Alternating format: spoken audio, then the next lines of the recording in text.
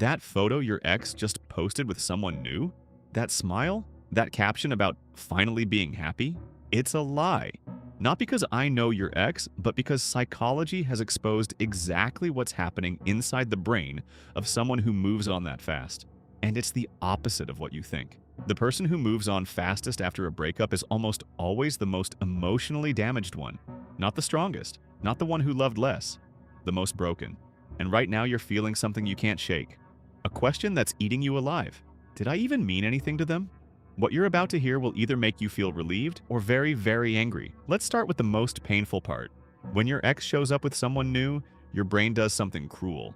It rewrites your entire history together. It tells you, they never loved you, you were replaceable, you wasted your time. But here's what psychologists actually found. A study from the Journal of Social and Personal Relationships showed that people who jump into new relationships quickly after a breakup aren't doing it because they're over you. They're doing it because they can't sit with the pain of losing you. It's a psychological pattern called emotional replacement, and it works exactly like a painkiller. It doesn't fix the injury and it just numbs you so you don't feel it. Think of it this way. Imagine you broke your leg. You have two options. Go through months of painful rehab or take painkillers and pretend everything's fine. The person who rebounds is choosing the painkiller. They can walk around, smile, go to dinner, post happy photos, but the bone is still broken underneath. And here's the thing about painkillers. They wear off every single time. And when they do, the pain comes back worse because now you've also lost time you could have spent actually healing. That new relationship is not a sign of strength. It's a cast made of another person. And casts made of people tend to crack. Now, this is where it gets really interesting. Because this isn't random. There's a specific type of person who almost always moves on suspiciously fast. And psychology has a name for how they're wired. It's called the avoidant attachment style. This is simpler than it sounds. When we're very young, around 1 or 2 years old, our brain starts building a blueprint for how relationships work. If your parents were emotionally warm and available, your brain learned. People are safe. Love is safe. But if your parents were cold, distant, or unpredictable, your brain learned something different. Don't get too close. If you need someone too much, you'll get hurt. That blueprint doesn't disappear when you grow up. It follows you into every adult relationship you'll ever have. People with this pattern love in a very specific way. They can be deeply invested in a relationship, but the moment it ends, something switches off. Almost like a circuit breaker. They disconnect emotionally, fast, they suppress the sadness, and they go find someone new. Not because they wanted to, but because their brain is screaming at them. Don't feel this. Replace it. Now. And here's the part that will surprise you. Research shows these people don't actually feel less pain after a breakup. They just feel it much later. Sometimes months or even years after, often when they're already deep into another relationship, and they suddenly can't figure out why they feel empty, why they're picking fights, why nothing feels right. It's because the pain from you finally caught up to them. This brings us to something psychologists call delayed grief. And it's one of the most overlooked things about breakups. Most people think grief is a straight line. You break up, you feel terrible, and then gradually it gets better, like a bruise that slowly fades. But that's not how it works for everyone. For the person who moves on fast, grief doesn't disappear, it goes underground. They pack it into a box, shove it into a closet, and build a whole new relationship on top of that closet.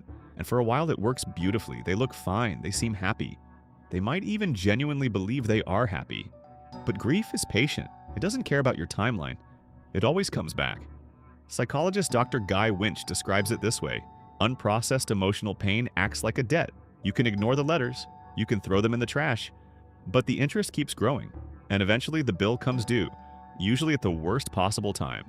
That's why you'll often see someone who moved on instantly have a complete emotional collapse 6 months, a year, sometimes 2 years later. They start crying in the shower for no reason. They get irrationally angry at their new partner. Their friends are confused, their new partner is confused, but the truth is, they're finally feeling the breakup they tried to skip. Meanwhile, the person who sat in the pain, who cried on the kitchen floor, who felt like the world was ending, they've already processed it. They've already rebuilt themselves from scratch, while the other person's delayed grief is just getting started. Now let's talk about the thing that makes all of this 10 times worse: social media. Because here's something important you need to understand. What your ex posts online after a breakup has almost nothing to do with how they actually feel. And this isn't just a guess, it's been studied. Researchers at Brunel University found that people who post the most about their new relationships online tend to have lower self-esteem. and are more likely to be using the relationship for external validation. Read that again. The more someone broadcasts their new happiness, the more likely it is that they're trying to convince themselves it's real. There's even a name for this in psychology: performative healing. It's when someone curates an image of being okay because the alternative, admitting they're still hurting, feels too vulnerable, too exposing. So instead, they build a highlight reel and hide behind it. So remember that photo I mentioned at the start of this video? The one with the smile and the caption? Now you know what's really behind it. There's a very good chance it wasn't posted for their friends. It wasn't posted for their new partner. It was posted for you. Or more accurately, it was posted to soothe the part of them that still hasn't let go. And I know that doesn't make the pain go away. But understanding this can stop you from doing the one thing that makes breakups so much worse: comparing your insides to someone else's outside, because that's a game you will always lose. And it was never a fair comparison to begin with. All right, so here's the question you're probably asking. If moving on fast isn't the same as healing, then who actually heals faster after a breakup? And the answer, according to research, might surprise you. A large-scale study published in the Journal of Positive Psychology tracked people after breakups and found that most people start feeling significantly better around the 11-week mark. Not 6 months, not a year, roughly 3 months. But, and this is the important part, that timeline only works if you actually let yourself grieve. The people who suppressed their feelings, distracted themselves with new partners, or pretended they were fine, their recovery took dramatically longer. Some of them were still emotionally stuck years later, not because the breakup was worse, but because they never gave themselves permission to feel it. There's actually a term for this: emotional completion. Your brain needs to fully process a loss before it can move on. It's like reading a book. You can't just skip to the last chapter and pretend you understand the story. Your brain needs the middle, it needs the hard part. Without it, there's no real ending, just an open loop that keeps running in the background, draining your energy.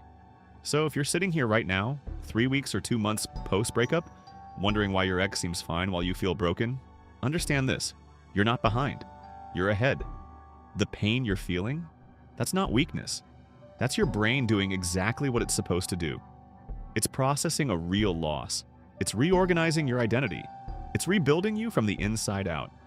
And every night you spend feeling like garbage is one night closer to actually being free, while your ex is just resetting a timer they don't even know is ticking.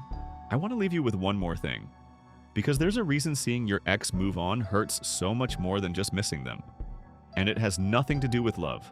Neuroscience research from Columbia University found that romantic rejection activates the exact same areas of the brain as physical pain. The same regions that light up when you touch a hot stove light up when you see your ex with someone new. So when people tell you to just get over it, they might as well be telling you to get over a second-degree burn. Your brain is literally processing an injury. But here's the good news. The same study showed that the brain heals from this as long as you don't keep reopening the wound. Every time you check their profile, you're touching the stove again. Every time you compare yourself to their new person, you're peeling back the skin that was starting to heal. So if you take one thing from this video, let it be this: your ex didn't move on because they loved you less. They moved on because they can't handle feeling what you're brave enough to feel right now. That's not a flaw, that's your superpower. If this video helped you see things differently, the best thing you can do right now is hit subscribe. I break down the psychology behind everyday life in a way that actually makes sense. And if someone you know is going through a breakup right now, send them this video. It might be exactly what they need to hear.